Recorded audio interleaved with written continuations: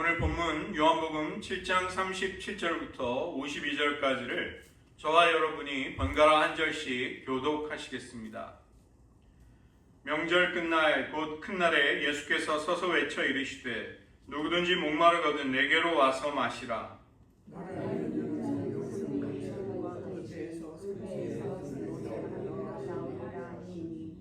이는 그를 믿는 자들이 받을 성령을 가리켜 말씀하시는 것이라. 예수께서 아직 영광을 받지 않으셨으므로 성령이 아직 그들에게 계시지 아니하시더라.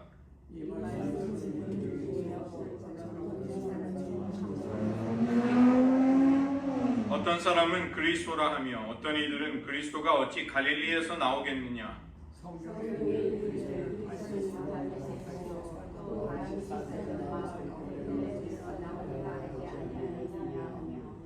예수로 말미암아 무리 중에서 쟁론이 되니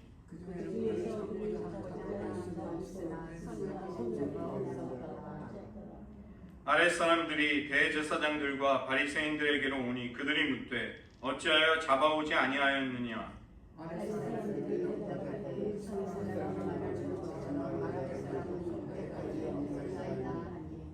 바리새인들이 대답하되 너희도 미혹되었느냐.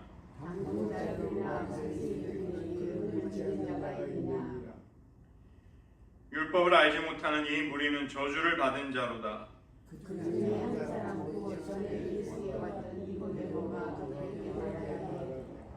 우리 율법은 사람의 말을 듣고 그 행한 것을 알기 전에 심판하느냐.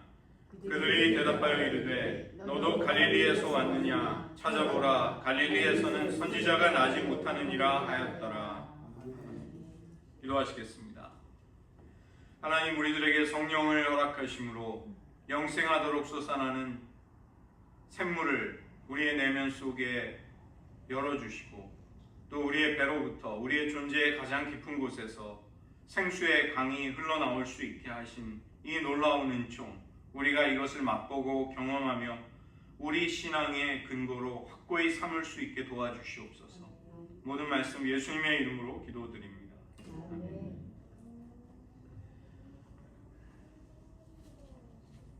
명절의 마지막 날인 초막절의 끝날에 예수님이 광장에서 사람들에게 큰 소리로 선포하셨습니다. 유대인의 절기, 이 절기가 바로 초막절이죠. 누구든지 목마르거든 내게로 와서 마시라. 나를 믿는 자는 성경에 이른 것 같이 그 배에서 생수의 강이 흘러나리라. 마치 사람들에게는 폭탄이 던져지듯이 예수님의 이 담대한 외침은 일반인들, 종교 지도자들에게 큰 충격을 주고 그들 안에 많은 논란과 분열을 일으킬 정도로 이것은 엄청난 말씀이었던 것입니다. 사람들의 반응을 이제 뒤에 살펴보기 전에 먼저 예수님의 선포가 가지는 의미와 중요성이 무엇인가, 그것을 이해할 필요가 있습니다. 배경이 되는 초막절은 물과 깊은 관련을 가진 절기입니다. 이 초막절은 출애굽 때 광야 생활을 하면서 천막을 치고 생활하던 것을 기념하는 명절이었습니다. 시기적으로는 10월경에 해당이 되는 중요한 절기였죠. 이 절기 동안에 사람들은 대제사장이 인도하는 가운데 실로암 못에서 물을 떠다가 성전으로 가져와서 포도주와 함께 성전 바닥에 붓는 일을 했습니다. 전제, 부어서 드리는 제사의 개념으로 그렇게 물을 붓는 것이 이 초막절에 유대인들의 눈에 들어오는 광경이었던 것이죠. 하나님이 광야에서 이스라엘 백성들에게 물을 공급해 주셨던 것, 그 은혜를 기념하고 또 이때가 시기적으로 건기가 끝나고 우기가 시작이 되기 때문에 하나님이 이른비의 축복을 주시기를 간구하는 그런 중요한 절기였던 것입니다. 초막절에는 이사야 12장 3절이 낭독되었습니다. 너희가 기쁨으로 구원의 우물들에서 물을 기르리로다. 이 물로 상징이 되는 하나님의 미래의 구원, 회복을 간절히 기대하는 열망이 초막절의 분위기에 가득했던 것이죠. 그래서 이 초막절은 메시아를 통해서 이스라엘 백성에게 찾아오는 구원을 열망하는 그런 절기였던 것입니다. 예수님의 선포는 몇 가지 중요한 특징이 있는데, 먼저는 물을 구하는 자들을 예수님이 초대하고 계신다는 것입니다. 누구든지 목이 마르거든 내게로 와서 마시라. 이사야 55장을 보면 거기서 하나님이 이스라엘 백성들을 구원의 자리로 초청하십니다. 그 장면을 연상하는 것이죠. 이 초막절에 물이라는 이미지, 그리고 물을 붓는 전제로서 바치는 초막절의 관행들, 이것이 예수님의 말씀과 어우러져서 사람들의 귀와 눈과 촉각, 마음을 온통 사로잡는 것이 이 예수님이 선포하시는 장면에서 이루어졌을 것입니다. 두 번째는 이 초대의 주체가 예수님이라는 사실입니다.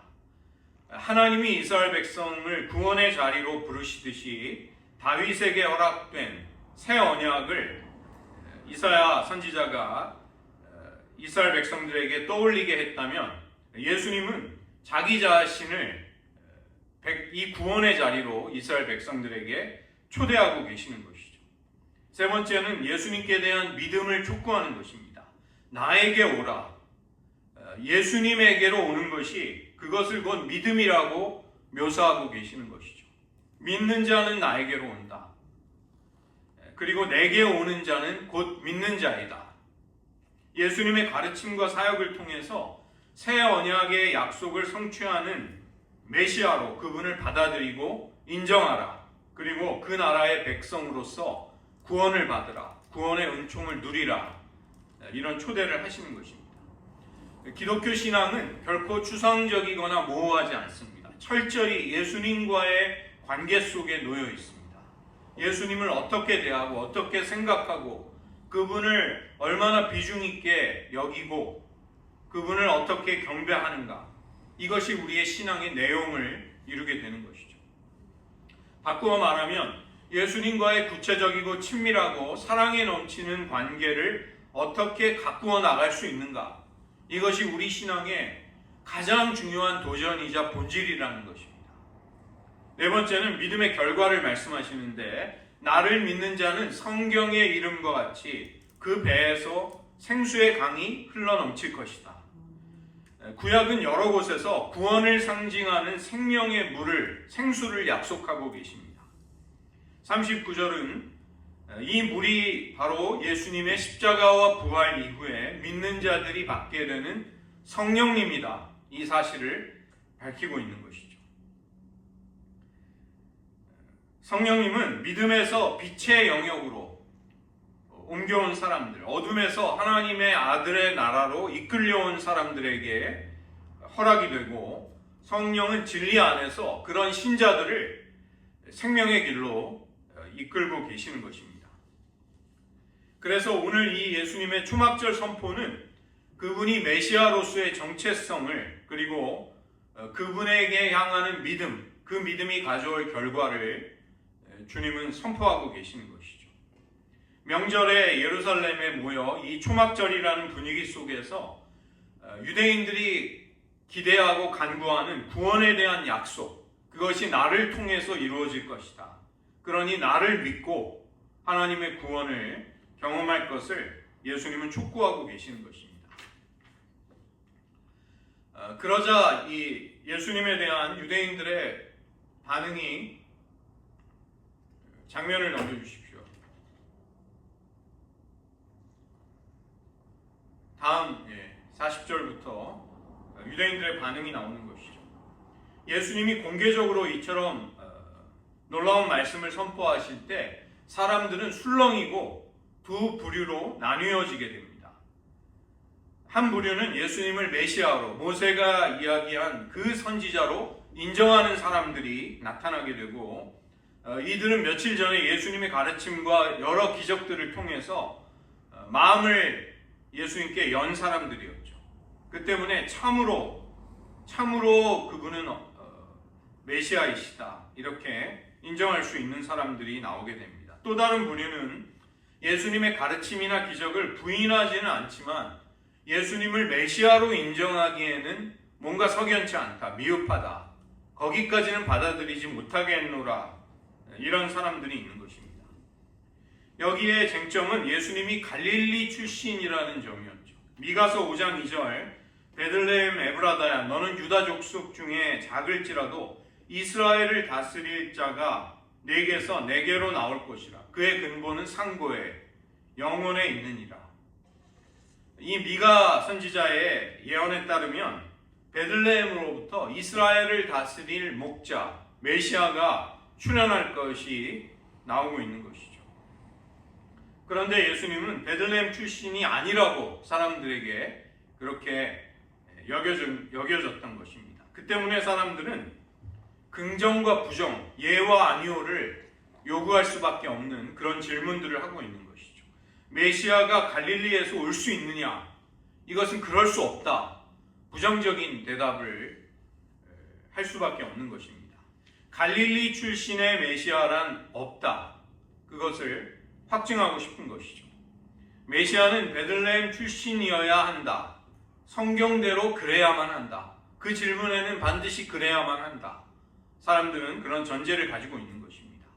그러다 보니 예수님의 출신과 메시아에 대한 성경 사이의 증거에는 일치하지 않는 모순이 생기는 것입니다. 그런데 이런 회의적인 생각을 가진 사람들의 논리는 적어도 겉보기에는 틀리지 않았다는 것입니다. 예수님이 친히 나는 베들레헴에서 태어났고 나사렛에서 성장했노라 이런 경위를 밝혀주시면 속 시원하게 해결이 될 텐데 주님은 그렇게 하지 않으시는 것입니다. 논쟁이 지금 메시아에 관한 논쟁이 결말이 나지 않는 것이죠. 심지어 이들 가운데 30절을 보시면 예수님을 잡아서 산헤드린에 넘기려고 했던 사람들, 그런 사람들, 그 똑같은 사람들이 이런 무리들 속에 있었다는 것입니다.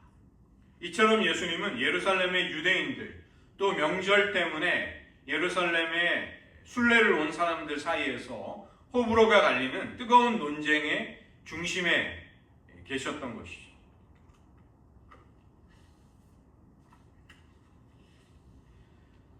그 다음으로는 예수님에 대한 종교 지도자들 사이에 또 반응이 오늘 말씀 속에 소개되고 있습니다.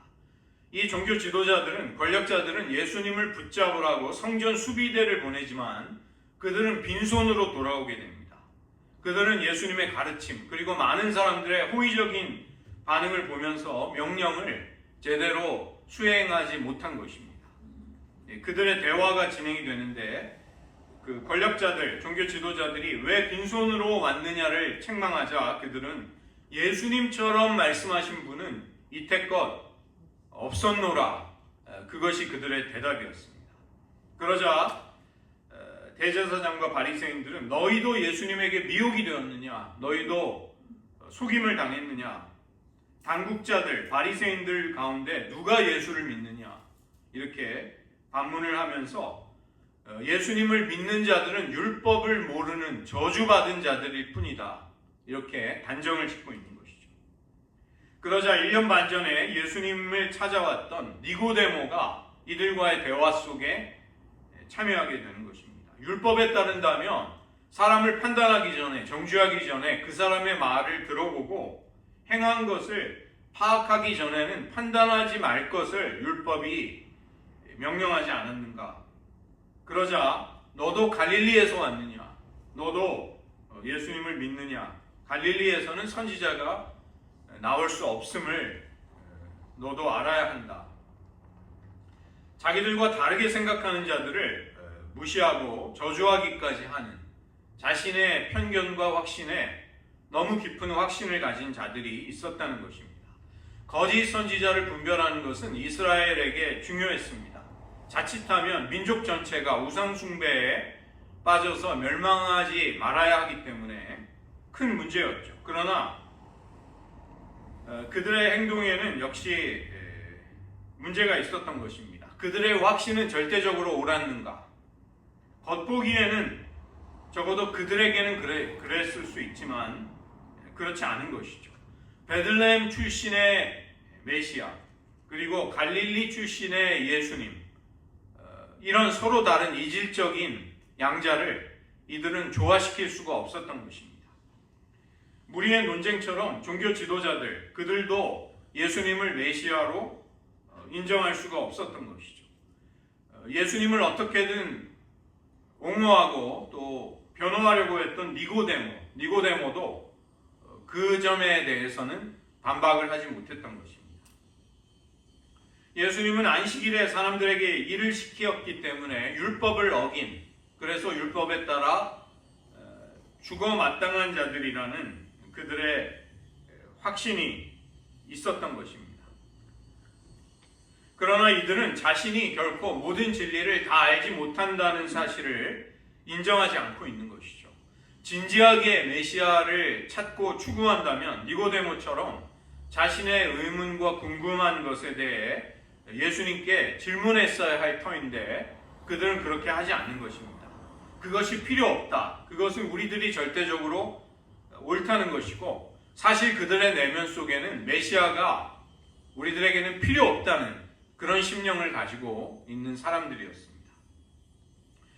이들은 종교 지도자들이었음에도 하나님을 경외하려고 하지 않았고 예수님을 죽이는 것이 하나님을 위하는 자신들의 열심이라고 생각했던 것입니다. 우리는 오늘 이 초막절에 예수님의 말씀 속에서 심각한 주제를 보게 됩니다. 예수님은 성령을 주시려고 하시는데 사람들은 그런 예수님을 너무나도 거리가 멀게 오해하고 있다는 것입니다.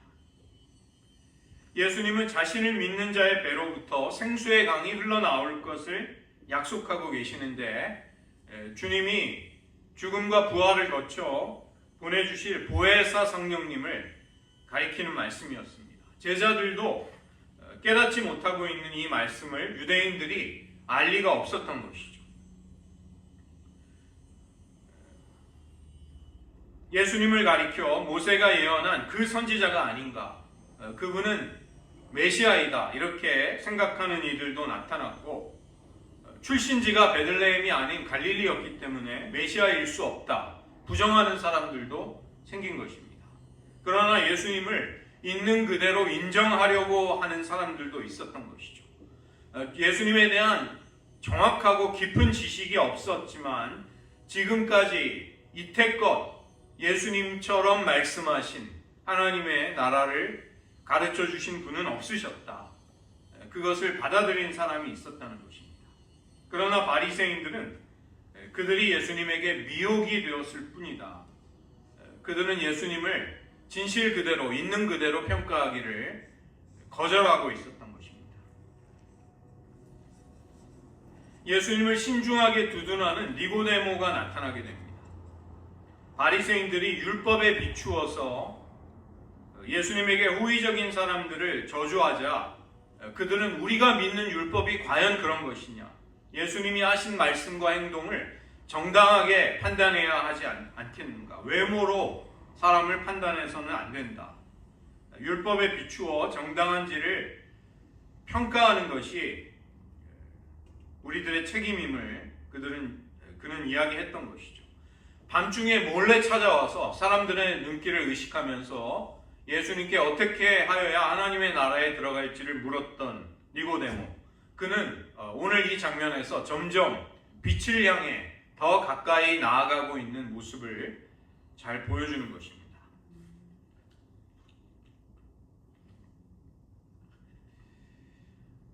이 초막절에는 실로암에서 물을 길어다가 성전 제단 서편에 붓는 의식이 거행이 되었습니다. 이것은 광야에서 반석을 갈라 생수를 공급해 주셨던 하나님의 은혜를 기념하는 절기였던 것이죠. 초막절의 마지막 날 예수님은 그런 생수를 공급해 주시겠다고 약속하십니다. 풍성한 삶으로 우리들을 이끌어 주시겠다는 것입니다.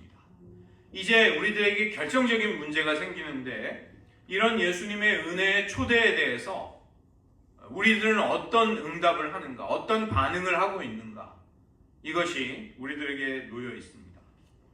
예수님 자신이야말로 영혼의 갈급함을, 갈증을 해결해 주시는 생수 그 자체이십니다.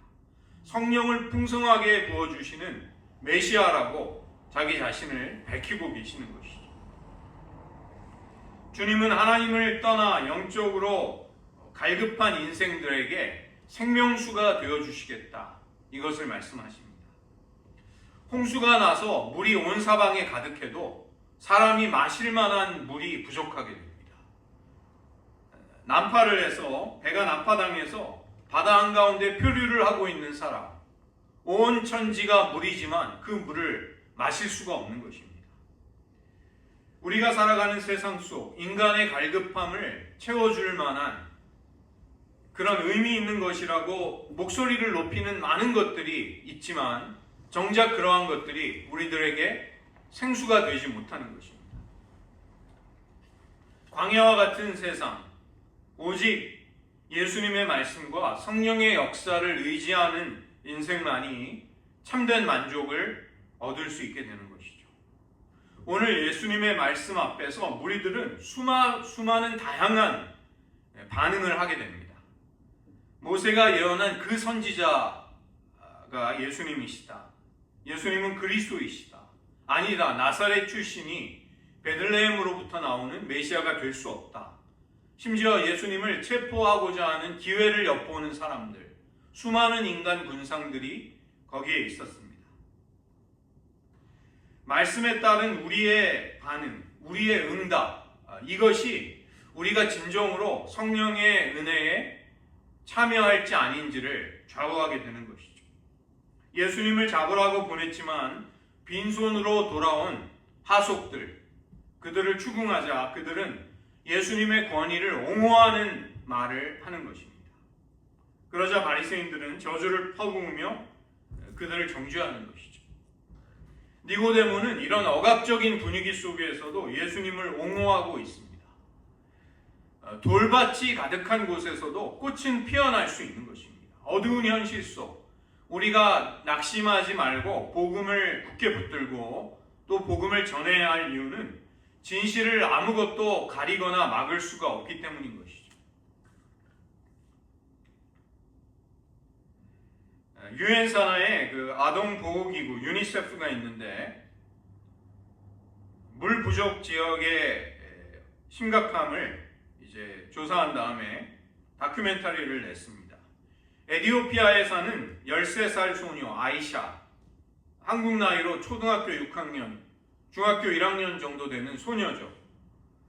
끔찍하게도 이 소녀의 삶은 하루 6시 반에 일어나서 4시간을 걸어가서 물을 기른 다음에 그 물을 가지고 다시 4시간을 돌아오는 삶을 살고 있는 것입니다.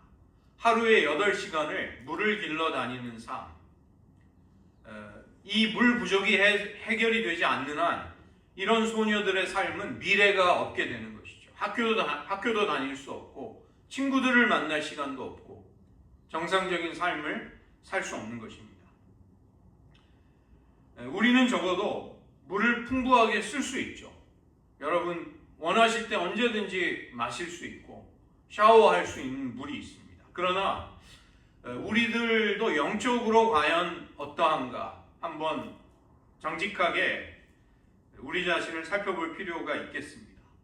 우리는 혹시라도 8시간씩 걱정하고 염려하고 근심하지 않는가?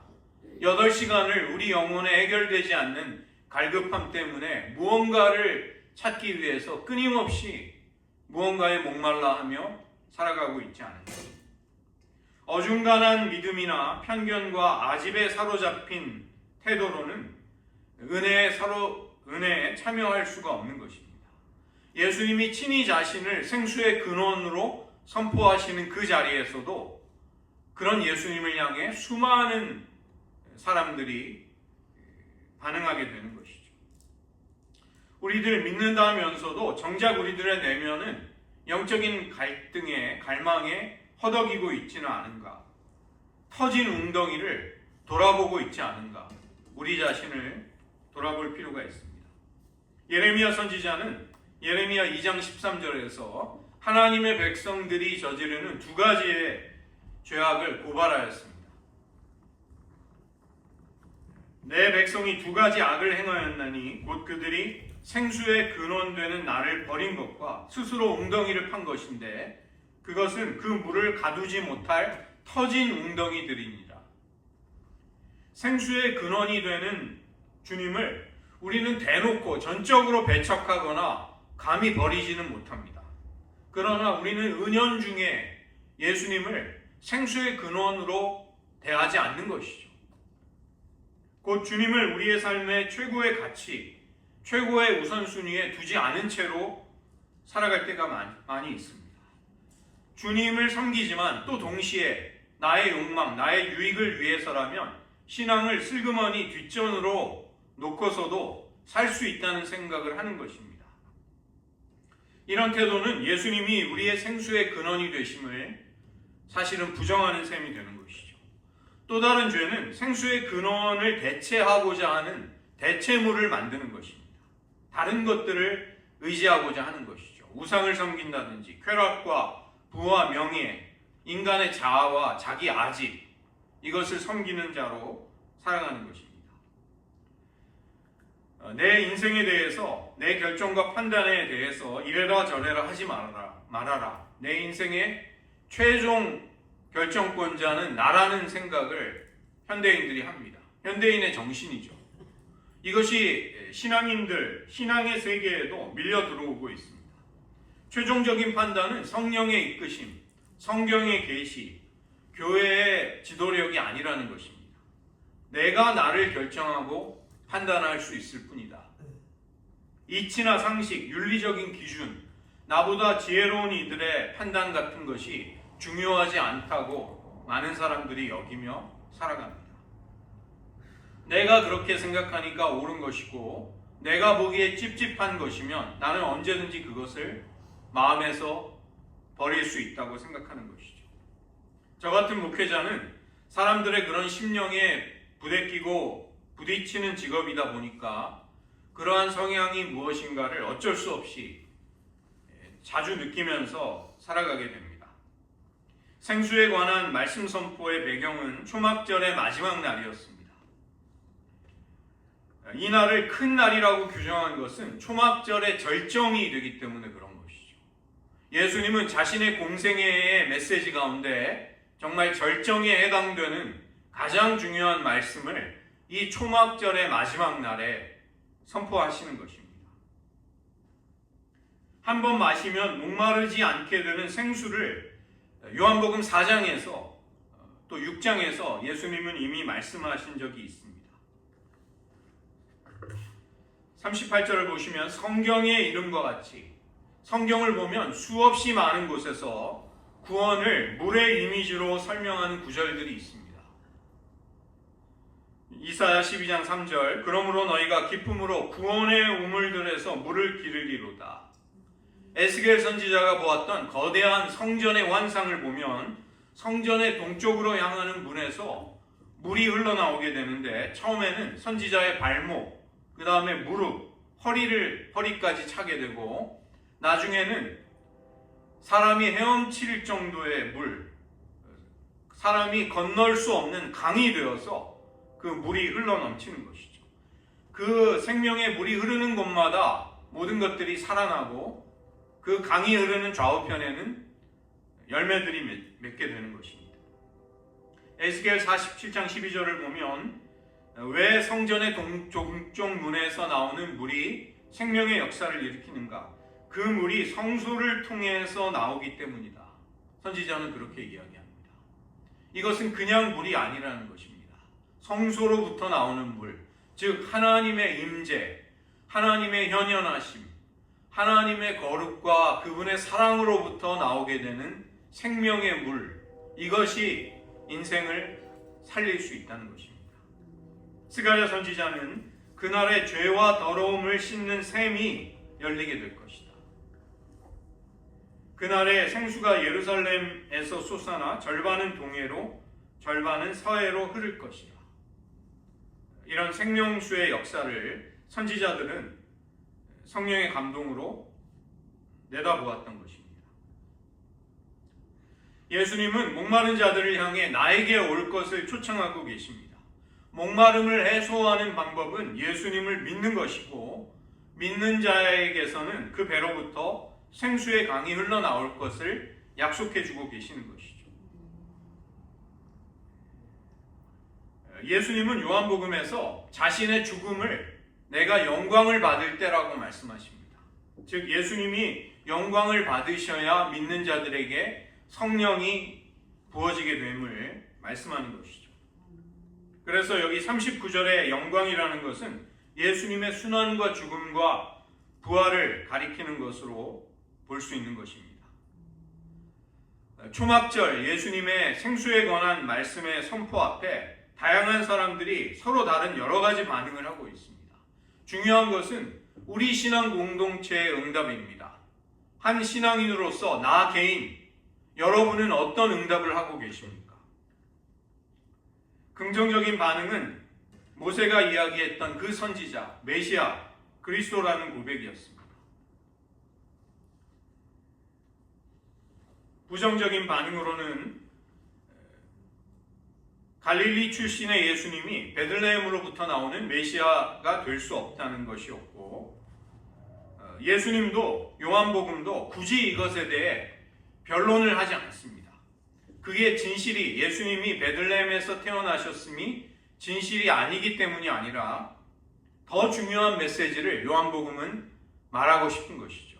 예수님의 진정한 출신은 단지 이 땅의 베들레헴이 아닌 하늘로부터 오셨음을 요한복음은 선포하고 있는 것입니다. 그분은 목수 요셉의 아들이 아닌 하나님의 아들이심을 요한복음이 우리들에게 선포하는 것이죠. 예수님에게 부정적으로 응답한 자들 가운데 예수님을 사로잡으려는 자들도 있었지만 그들은 손을 대지 못합니다. 아직 예수님의 때가 오지 않았기 때문입니다.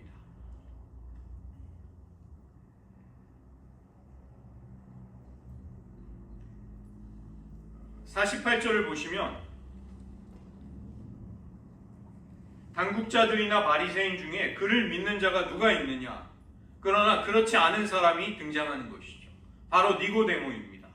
니고데모는 산헤드린 공회원이자 바리새인이었지만 랍비였지만 그는 예수님께 대한 믿음을 가지고 제자의 길을 들어선 사람이 있었다는 것입니다. 너도 갈릴리 사람이냐? 바리새인들의 질문에 대해 니고데모는 그의 행동을 통해서 그가 예수님께 속한 자임을 드러내 보이고 있는 것이죠. 영생하도록 흘러나오는 생명수, 생수의 강이 흘러나온다는 것은 그것이 영원한 효력을 가지고 우리들의 존재로부터 터져 나온다는 것입니다. 우리의 내면, 우리 존재의 가장 깊은 곳에서부터, 배로부터 흘러넘치게 된다. 이 성령님은 예수님이 영광을 받으신 후에 아버지께로 가신 후에 성도와 영원히 함께 하시기 위해 보내심을 받으시는 보혜사이십니다. 우리는 그분을 통해 하나님의 생명으로 나아가게 될 것입니다. 성경을 단순히 아는 것보다 중요한 것은 그 성경의 본질을 깨닫고 체험하고 그것을 통해 믿음을 가지는 것이죠. 예수님을 메시아로 인정하지 않으려는 사람들, 그들도 구약성경 미가서 5장 2절을 근거 구절로 사용하고 있습니다. 그러나 그들이 성경을 제대로 이해하지 못함으로 인해 도리어 주님을 대적하는 편에 설 수도 있는 것입니다. 우리는 성경의 진리에 충실하고자 그 진리를 맛보고자 그 말씀의 진리가 우리의 것이 되기를 갈망하는 마음으로 말씀을 사모해야 하겠습니다. 오병이어의 사건은 과거에 하나님이 광야에서 만나를 주셨던 것을 떠올리게 했고 예수님은 그 사건을 자신이 제자들과 나누시는 성찬의 자리에서 그 진리를 구현하시는 것이죠. 마찬가지로 초막절에 사람들은 과거 이스라엘 백성들이 광야에 있을 때 하나님이 광야에서 반석을 깨트려 생수를 주셨던 사건을 떠올릴 수 있었습니다. 그런데 그 사건을 통해서 예수님은 마시는 자마다 다시는 목마르지 않게 될 생수를 주시겠다고 말씀해 주시는 것이죠. 그분이 곧 의와 죄인을 나누는 심판의 주가 되신다는 것입니다. 예수님이 이 놀라운 진리를 선포하시자 수많은 사람들의 의견과 생각과 판단이 갈리게 되고 나뉘어지게 되는 것이죠. 복음이 선포될 때 똑같은 일이 일어나게 됩니다. 복음을 통해 의인과 죄인이 나뉘어지게 되고 하나님의 진리를 비웃고 핍박하는 자 혹은 말씀의 권위 앞에 굴복하고 겸손해지는 사람들이 나타나게 되는 것입니다.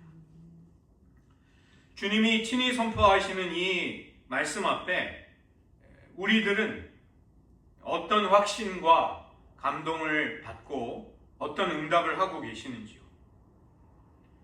예수님은 나를 믿는 자의 배에서 생수의 강이 흘러나올 것을 믿으라고 말씀하십니다. 바로 자신의 죽음과 부활을 통해 우리들에게 부어주실 성령이 계시기 때문입니다. 예수님은 공생의 처음부터 내가 성령으로 세례를 베풀기 위해 왔음을 선포하십니다. 그 성령이 우리들에게 허락이 되었기에 우리들로부터 이제 생수의 역사, 생명의 강이 흘러나올 수 있게 된 것입니다. 깨닫지 못하기 때문에 생수의 근원을 버린 세상을 향해서 그리고 갈급함을 해결할 수 없기 때문에 생수를 저축할 수 없는 터진 웅덩이를 자꾸만 파려는 세상의 사람들을 향해서 우리는 진정한 생명수의 근원이 오직 예수님께 있음을 알리고 그 주님의 은혜를 풍성히 맛보는 사람으로 살아가야 하겠습니다. 이런 은혜가 우리 모두에게 있으시기를 축원드립니다. 이 시간 말씀을 의지하면서 잠시 기도하겠습니다. 내게로 와서 마시라. 내 살을 먹고 내 피를 먹으라는 주님의 초대, 부르심 앞에 어떻게 응답하고 계십니까? 오병이어의 기적에 이어지는 주님의 생명의 떡에 관한 말씀에 사람들은 충격을 받습니다. 어떻게 살과 피를 먹고 마실 수 있는가? 제자들 중에 심지어 주님을 떠나는 사람까지 생겼습니다. 이 말씀은 심히 어렵도다. 초막절의 마지막 날 절정, 예수님은 공생의 메시아의 사역이 가져온 은혜의 영광스러운 절정을 선포하십니다. 목마른 자는 내게로 와서 마시라. 나를 믿는 자는 그 배에서 생수의 강이 흘러나오리라. 우리가 지금 이 시간 이 강을, 생수의 강을 열어달라고 기도할 것이 아닙니다. 예수님이 영광을 받으셨기 때문에 우리의 존재의 가장 깊은 곳에서 터져나오기 시작한, 이미 흘러나오기 시작한 이 생수의 강을 온전히 경험하게 해달라는 기도, 그런 믿음을 허락해달라는 기도가 우리에게 필요한 것입니다. 오순절날 성령이 부어졌을 때 베드로는 성령의 감동으로 그것을 해석해 줍니다. 사도행전 2장 32절로 33절입니다. 이 예수를 하나님이 살리신지라 우리가 다 이 일의 증인이로다. 하나님이 오른손으로 예수를 높이심에 그가 약속하신 성령을 아버지께 받아서 너희가 보고 듣는 이것을 부어주셨느니라. 오순절날 성령이 부어지는 사건을 하나님의 보좌 우편으로 영광스럽게 높이 올리우심을 받은 예수님이 약속하신 성령을 부어주신 것이다. 베드로는 오순절의 사건을 해석해 주는 것이죠. 우리들에게 이미 허락된 성령님은 파라클레토스, 우리 곁에 우리와 함께 하시면서 예수님의 살아계심, 예수님의 생생한 임재를 우리 가운데 체험시켜 주시는 분이십니다. 이 시간 우리에게 생수의 강을 허락해 달라고 기도하지 마시고 이미 허락된 이 생수의 강이 우리 안에서 흘러넘치고 있음을 경험시켜 달라고 우리들의 영안을 열어주시기를 이 시간 잠시 기도하겠습니다.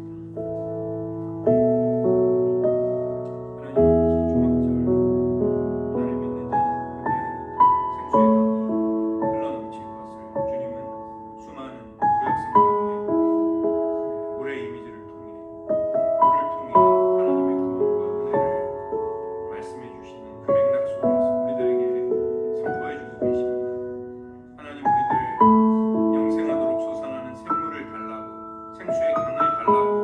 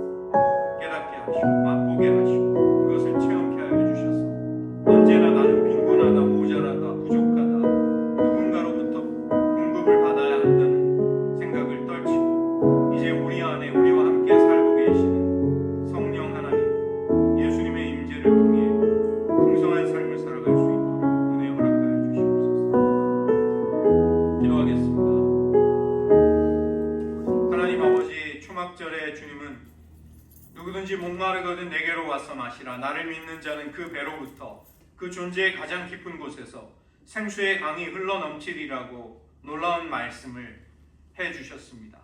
이 약속의 말씀 앞에 수많은 사람들의 반응, 응답, 생각과 판단이 나뉘어지고 갈리게 되는 모습을 저희들 살펴보았습니다. 주님, 수많은 사람들의 다양한 반응이 중요한 것이 아니라 주님, 우리들, 나 자신은 과연 주님의 약속과 말씀 앞에 어떤 응답을 하며 살아가고 있는지요. 우리들의 삶이 왜 메마르고 곤고하고 갈급할까? 왜 끊임없이 무언가를 필요로 할까? 우리는 이 시간 말씀에 비추어 우리 자신을 살펴보기 원합니다. 우리는 에티오피아 소녀처럼 하루에 8시간씩 물을 기르러 다니지 않고 풍족한 물의 환경을 누리고 있습니다. 그러나 우리들의 심령, 우리들의 영혼은 과연 생수이신 성령님을 그 마찬가지로 풍성하게 누리며 살아가고 있는지요? 왜 우리들의 입술에서 끊임없는 탄식과 절망, 한계, 그리고 무언가 인생의 걸림돌이 우리들을 막아선다는 좌절이 왜 끊이지 않는지요? 하나님, 생수의 근원이 되시는 예수님, 그 예수님이 보내신 성령님이 이미 우리 가운데 파라클레토스, 보혜사로 임재하고 계신다는 진리 앞에 우리들의 영안을 열어주시옵소서. 그 생수로부터 공급되는 생명의 풍성함을 누리며 기뻐하며 살아갈 수 있는 저희들 되게 하여 주시옵소서. 모든 말씀 예수님의 이름으로 기도드립니다. 아멘.